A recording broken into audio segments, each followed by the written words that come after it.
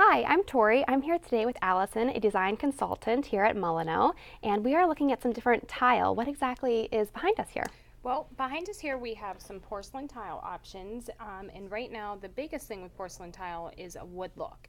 I know we don't have any behind us, but in all the showrooms we have tons of different options throughout each showroom, and we definitely can hit those wood looks as well, along with backsplash ideas.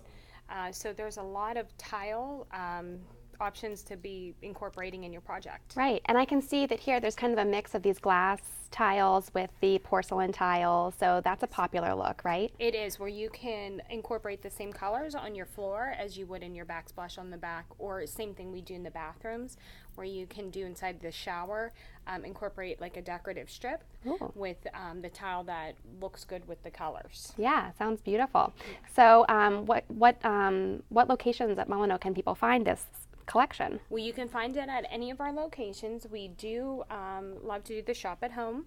So if you contact me directly at 412-780-5867, I'd be happy to assist with finding you a design consultant in your area and help you with a tile project. And someone can bring the samples right to your home. Absolutely, which is nice because coming in the store sometimes can be overwhelming.